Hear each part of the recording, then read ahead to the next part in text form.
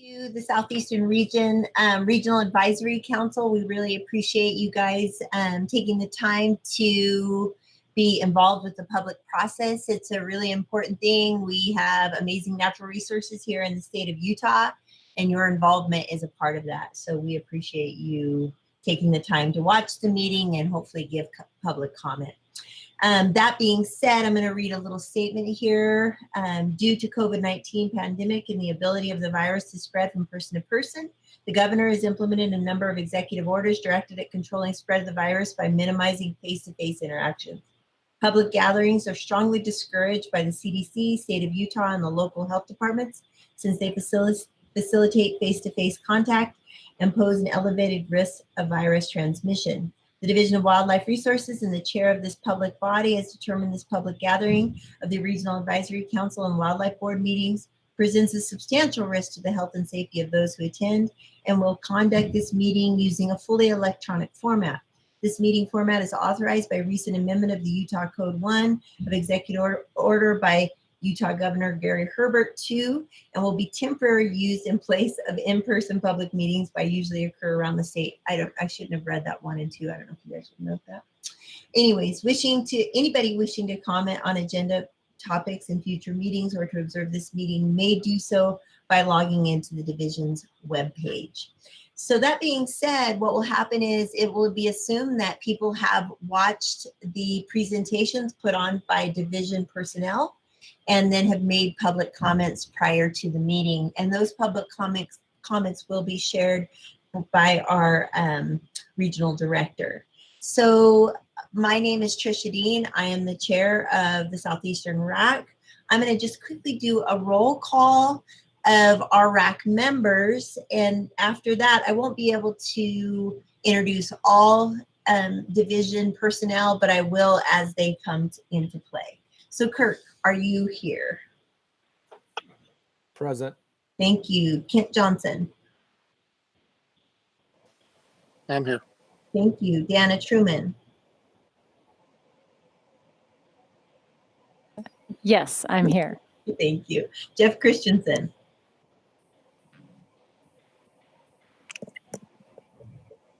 Steve Duke. Scoot Flannery.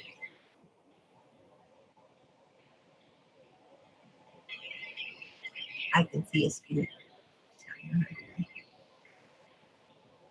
Okay, great. Jay Skyman.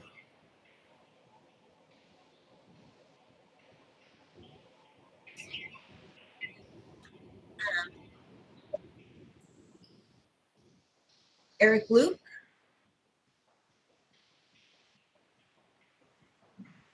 Darren Olson. Yes, present. Thank you, Darren. Brad Richmond. Yes, I'm here. Thank you, Brad. Lynn Sitterud. Yes, here. Thank you, Lynn. Helene Taylor. Todd Thorne.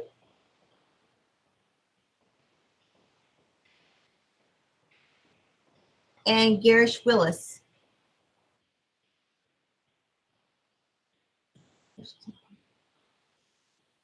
So we have 7, 8 in total. Chris, are we good with myself? 8 makes it a quorum. Yep. Okay, great. All right, so let's move forward. So the first agenda item, and as mentioned, we have quite a few individuals from the division here. We have Chris Wood, he's our regional director here in the Southeastern region. We have a number of whether they're coordinators or biologists, and so they will be here to answer questions as we need. So let's first start with the approval of agenda and minutes. Do I have a motion to approve? So moved. Okay, I have a motion by Kent Johnson. Do I have a second on that? I'll second it. Kirk. I have a second by Kirk. At this time, I'm going to take a roll call on that. So, agenda and minutes. Kirk, yay or nay? Yay. Thank you, Kent. Yay. Dana? Yay. Thank you, Scoot. Yay.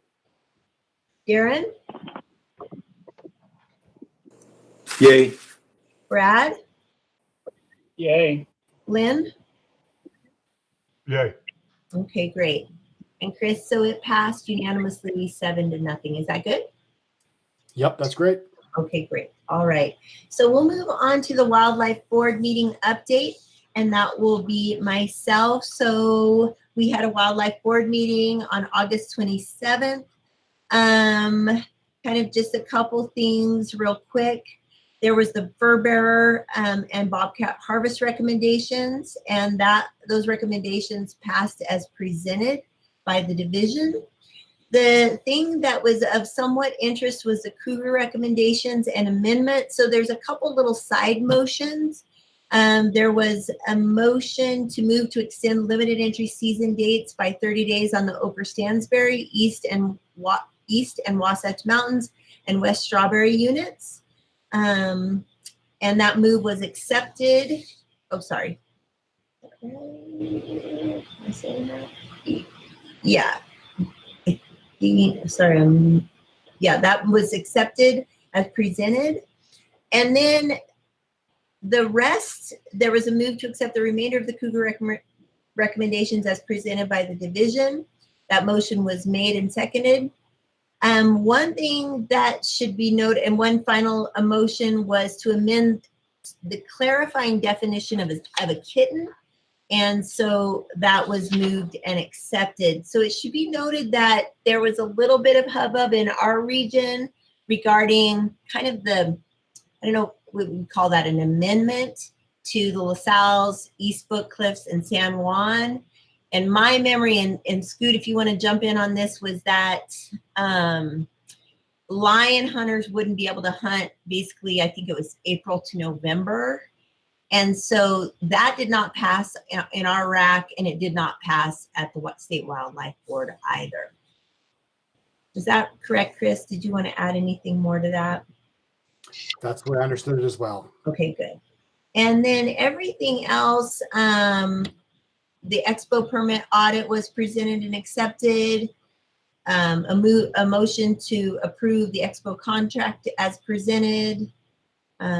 So nothing too exciting. It wasn't nothing kind of out of ordinary. Are there any questions about that? I mean, it's usually a heated meeting when it is in person, so it's a little, dry not having it, everybody come out, because lions are an interesting topic for sure.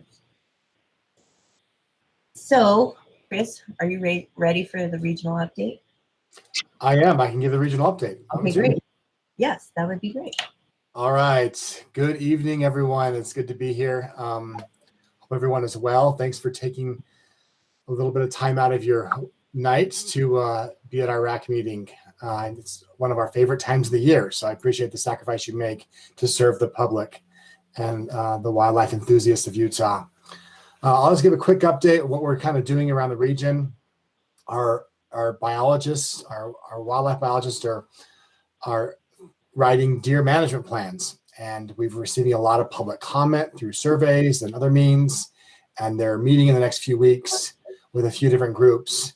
We have some drafts in hand, and we're hoping to get some feedback from those groups before we take it to some other groups. And so before you see them at the RAC and Wildlife Board this fall, they'll go through some lengthy review process through different partners and groups. We did collar 6 bison on the Henrys last week. That'll give us some more collars on the Henrys to understand how these bison are migrating and what habitats they're using. So that's exciting. And then I will maybe mention that we're also putting 20 collars on mountain goats in the upcoming weeks on the LaSalle's. And so that'll also help us understand how these mountain goats are moving and what habitats they're using and what elevations they're using, what time of year, and what type of migration patterns they have. I should also say that, as you know, mountain goats in LaSalle's is a hot topic. And for the last 5 years, we've been doing veg monitoring work with the Forest Service on the mountain. We are working with them right now with the Forest Service and the Rocky Mountain Research Station to write a report. We're trying to analyze four years of data, and together with the research station, working through the stats and the analysis, and try to get put together a report in the next month or two, I believe. That's kind of maybe an ambitious timeline, but hopefully sometime this fall, early winter, we will have a report ready to release about the alpine vegetation on the LaSalles. Our biologists are also working on antelope classifications. They're finishing up this week as hunts start this weekend. And then we're working on CWMU renewals. That's tough to say altogether. Our aquatic biologists, they are working really hard as well. Justin wanted me to mention that the kokanee are running at Electric Lake. There's kind of two groups of kokanee at Electric Lake. One group runs the first week of September. The other group runs the first week of October. And so now is a great time to take your family up to Electric Lake and look in the tributaries, and you'll see the salmon running. And it's quite a sight to see. There's salmon running all over the state in different reservoirs. You can call our regional office. They can let you know where those can be seen at. We aren't doing any kokanee salmon viewing days that we've had in the past. We're just encouraging people to kind of go on their own time. So there's less groups of people due to COVID. So go check the kokanee salmon out. We are doing some gill netting this next few weeks. Next month or two, I guess I should say, in October and September. Well, this go around, we'll do gill netting at Schofield, Electric Lake, Joes Valley, and Huntington Reservoir. We usually invite the public and encourage their involvement.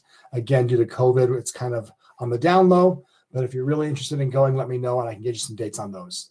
But again, we're just trying to, those gill netting surveys allow us an opportunity to see if our management strategies are working in the reservoir and see what kind of growth and diversity we have in the reservoir. So it's a fun thing to do. I also will mention that restoration work on Huntington Creek will begin very soon, next week or two. We're putting big rock and log structures in that stream to create some good fishing habitat. So we're teaming up with the Forest Service and doing that project, and we're grateful for the Forest Service and their fast paperwork they did on their end, so we can do that this fall. Outreach wanted me to mention that there's a youth checker hunt going on at Hat Ranch. If you're interested in signing up a youth for that checker hunt, you can go on our Eventbrite website or the Eventbrite website, and you can search for the Hat Ranch Checker Hunt, and you can sign up. Although it might be full. It's a popular hunt this year. So, but we have hunts in the future as well. October 10th, we have a youth pheasant hunt, and sign-ups for that will be happening soon. Our habitat section wanted me to mention that there's lots of restoration work going on. It's that time of year. We do a lot of restoration work year round, but the fall is the big time of year that we do restoration work. And so we are teaming up with all of our partners, BLM, Forest Service, SITLA, private landowners, Department of Ag, nonprofit groups, sportsman groups, you name it. We're partners with them. We pull our money and resources together, and we restore tens of thousands of acres in our region every single year. Everything from lowland riparian areas to high elevation aspen stands and everything in between. So it's an exciting time. Our restoration biologists are really busy this time of year, getting contractors on the ground and getting the work done. So I think that's all I have from our end, our update. Let me know if you have any questions. I have a question for you. Yeah. Can you give us any kind of update on that over-the-counter bison hunt in Rain Creek or that area? Good question. The over-the-counter bison hunt started August 1st, and the August 1st, I think I reported to the last RAC meeting. We had some success. We had one hunter successful on some public land, and then I've heard some success on private lands on top of the Tavaputs. It was really hot in August. It wasn't ideal, and the hunt wasn't designed for really an August hunt, because usually the bison don't come across the river until October, November, December. And so there was a herd of bison on the Tavaputs throughout the summer that the division removed in June and July, but there was still some remaining bison in August. And I know the private landowners were working on harvesting some of those. I did hear that there was some success, but in the last 2 or 3 weeks, I haven't heard of any bison harvested. So I think it's slowed down. I think as the bison migrate across the river, presumably as they have been the last several years in October, November. I think those hunts will pick up. But for right now, I've heard it slow down. But there has been success both on public land and private land. Great, thank you. Are there any more questions for Chris? Doesn't look like it. Okay, so we're going to move on to agenda item number 5, which is 2001-2002 fishing recommendations and fishing contest rule amendments. And Randy, is it Oplinger? Am I saying that correct? Yeah, that's correct. It's Oplinger. Okay. So Randy is going to be here to answer our questions. So as mentioned, hopefully you watched the presentation that he put together. So I'm going to start with questions from the RAC. I have a question. Is there any movement and on the letter that SFW requested we send to Wyoming about Flaming Gorge? I seen part of it, an update where it said that we were looking at maybe the Wildlife Board putting together the letter themselves and then just requesting each RAC member from around the state sign it. Is that what's going on, or are we doing anything with that, or is there any movement in that direction? I'll take this one, Randy. Yeah, that's exactly what's going to happen. At least what's been proposed by the other 3 RACs that have met. Each individual RAC member would have an opportunity, if they agreed with the wording of the letter, to be a signatory on that, but the letter would come as a single letter from the Wildlife Board. Okay, thanks. Also, is there any timeline on that? Or I have not heard of a timeline yet.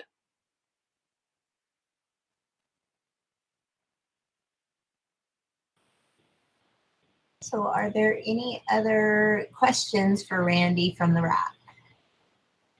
So this is Brad. I have one. Can you hear me? Yes, we can hear you, Brad. Just that letter, then, do we need to do any kind of procedure tonight, or do we just wait and see on that, and then they'll advise us later on? I'm going to let Craig, do you want to answer that? I'm waiting for a motorbike to pass my house. Hold on one second.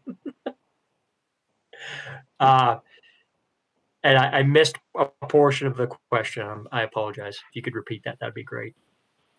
Just wondering if we need to take action on that letter tonight, or just let it go through the chain and then back to us, or whatever.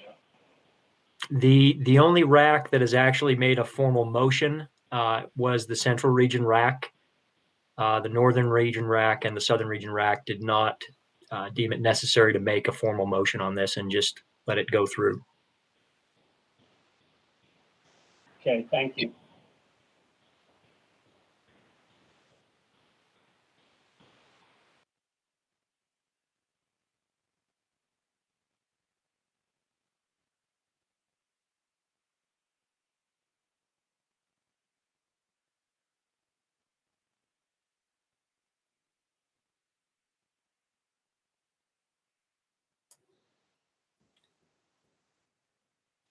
Trish, you're muted. Thank you. Yeah, we didn't hear whatever you just said. Maybe you could repeat it for us. You can't read my lips? What's the problem? So I'm just checking in to see if we had any public comment on the fishing recommendations and fishing contest rule amendments. We did not have any public comments for our region. Okay, great. So at this time, we're going to go to any comments from the RAC and or motions.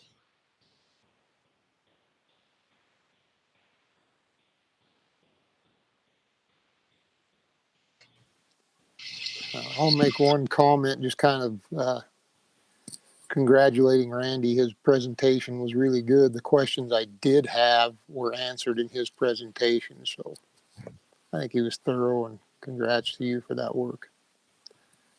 And if nobody else has anything to say, I'd make a motion to approve as presented by the division for the Okay, fishing so I have- regulations. Okay, thank you. I have a move by Kent Johnson to approve the fishing recommendations and fishing contest rule amendments. Do I have a second on that? This is Brad. I'll second it. This is Okay. Brad. I'll second that and echo what Kent said. I thought that was an excellent presentation. Thank you, Brad. Awesome. So, and then I have a second by Brad Richmond. So I'm just going to do a quick roll call, yay or nay on that. Kirk, Yay. Kent, Yay. Dana, Yay. thank you, Scoot, Yay. Darren, Yay. Brad, Yay. Lynn. Yay. Okay, it looks like that passed 7-0, so unanimously. Thank you so much. All right, let's move on now to Angler Opportunity Assessment Update. And Craig, if this is correct, this is just an informational, this is not an action item, is that correct? That's correct. Okay, great.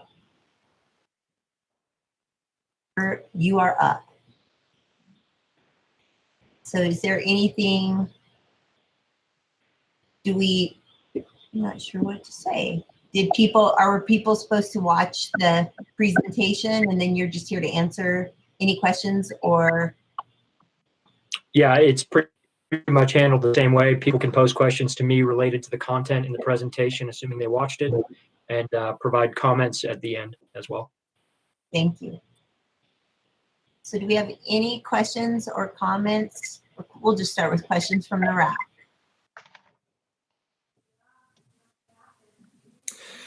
Yeah, this is Darren. I guess just clarifying what the amounts were. I guess maybe I got tripped up on what this reciprocal for Flaming Gorge. Sure. So the reciprocal fee to Utah anglers to purchase a Wyoming reciprocal stamp is $30. If you go the other way, for Wyoming anglers to purchase a Utah reciprocal stamp, it's $10.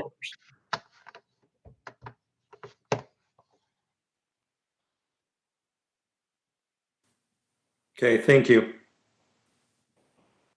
So this is Brad. So Craig, what are you recommending? Do we want to stay the same as far as the amount goes, or change that?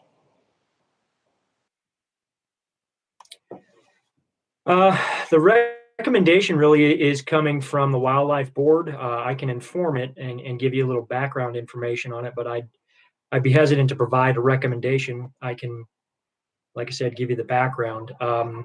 Over the past 6 years, we have been working with Wyoming Game and Fish to pursue what we've termed reciprocity.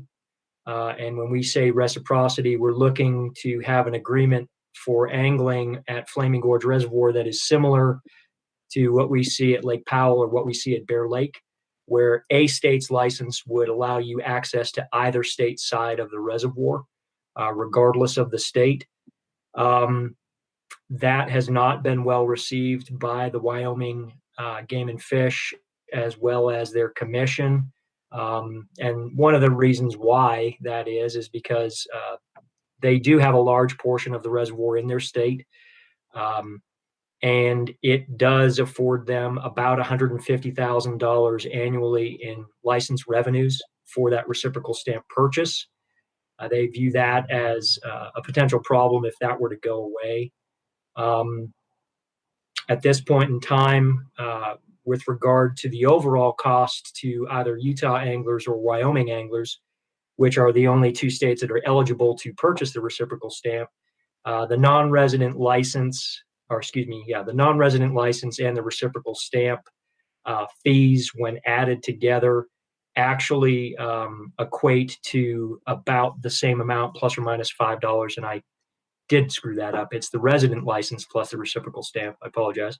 But the overall cost to anglers on either side of the reservoir is about the same, plus or minus $5.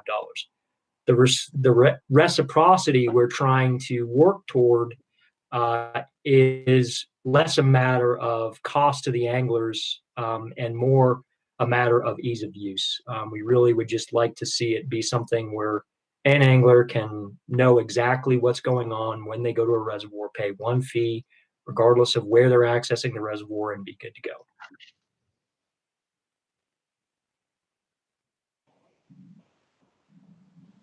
Thank you.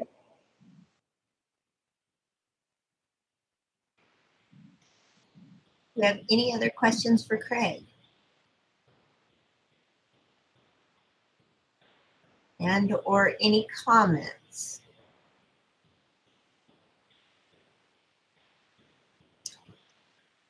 We do know that, we have the letter that has been submitted from SFW, and I don't know if we want to take action on that or just allow that to flow through the Wildlife Board. So do I have any comments on that?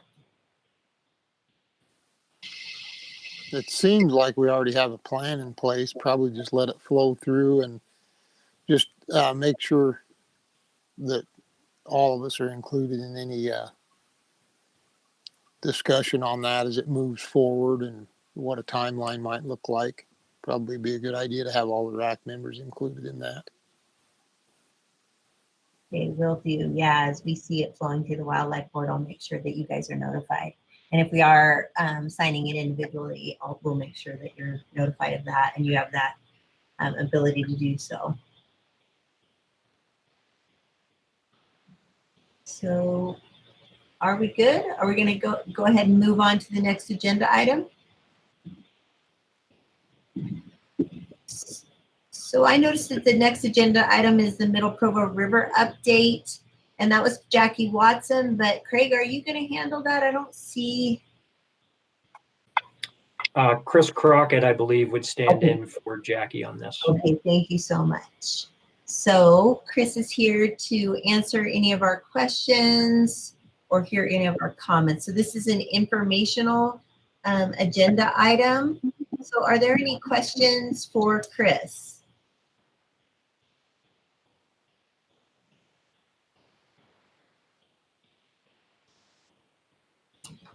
You guys can't let me off that easy now.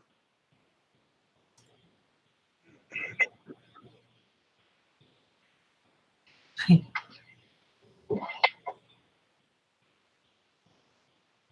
know, right?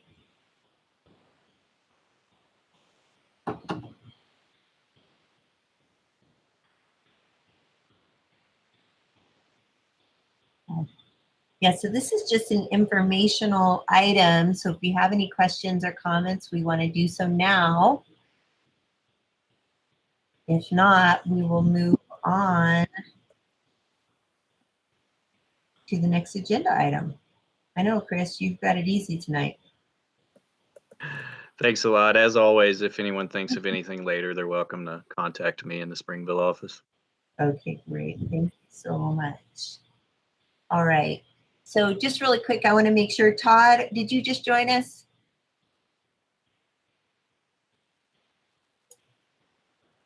Todd, Yeah, I just joined. Sorry, I'm late. Yeah, where have you been? It's 7:02. I know. Don't ask. I don't want to know. Never mind. And then Garish, are you with us? Garish is trying to join us, and I've Okay. been I'm texting with him, but he Okay, can't join us. But look out for him. He might join us hopefully in a few minutes. Okay, cool. All right. I just wanted to make sure. I saw just a couple blips. All right. So our last agenda item is a rule amendment on deployed military. Lindy Varney is here to answer any questions that we might have for her. So she did a presentation. So let's start with questions from the RAC.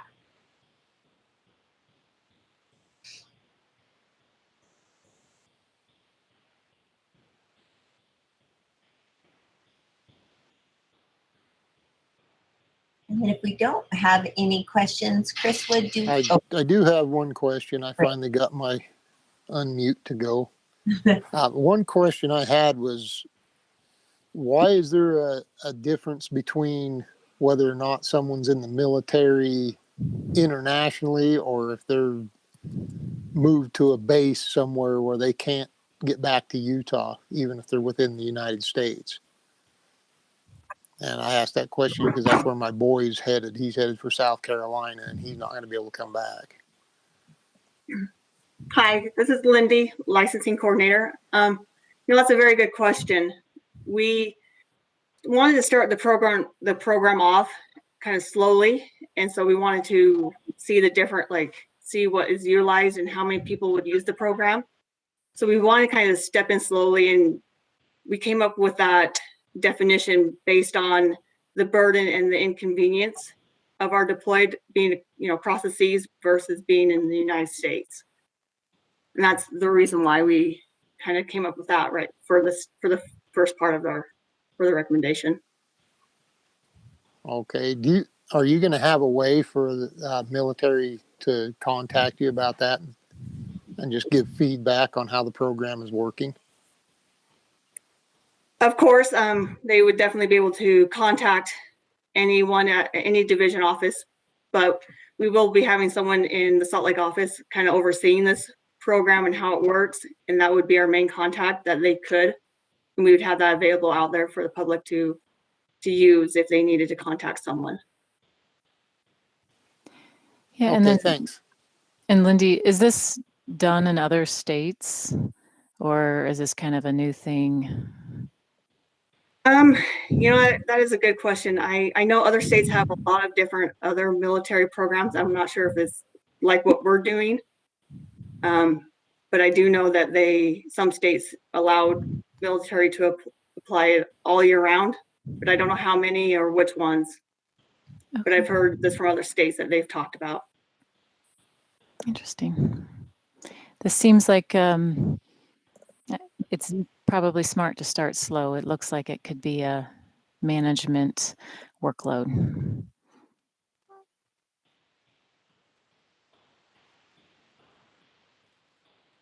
Do we have any more questions for Lindy? Chris, did we have any public comment on this action item? There was no public comment for our region on this action item. Okay, so now let's take comments from the RAC and or motions, because this is an action item.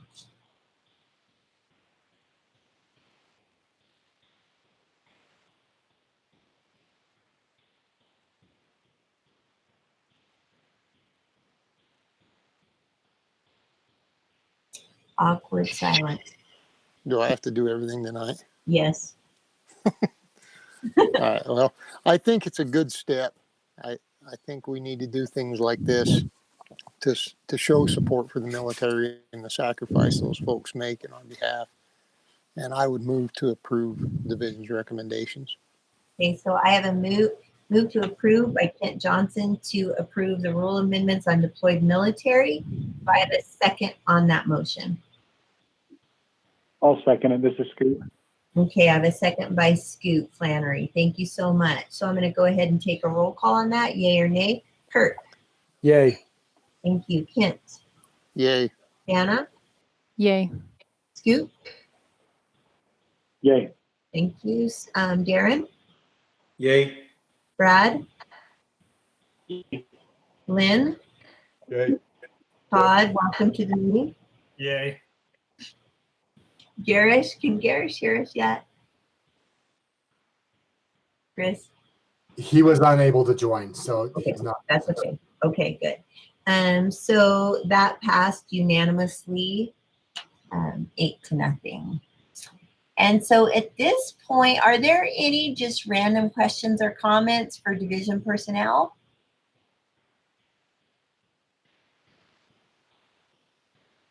If not, I will entertain a motion to adjourn, and I am going to take a roll call on that. This is Todd. I'll make a motion to adjourn. Okay, I bet you will. Way to go. We're in a meeting for a total of 4 minutes. So I have a motion by Todd to adjourn, and I have a second by Brad Richmond. Thanks a lot, Todd. So really quick, Kurt, yay or nay? Yay. Thank you, Kent. Yay. Jana? Yay. Scoot? Yay. Darren? Yay. Brad? Yay. Lynn? Yay. Let me guess, Todd. Yay or nay? Yay. Says yay. Okay, so that was approved unanimously. All right, well, we want to thank you guys so much for participating in the public process. And we hope you have a good evening and a great hunting season till we see you next. Thank you. Good night. Take care. Thanks. Have a good night. Good night. Bye. Good night, everybody. Night.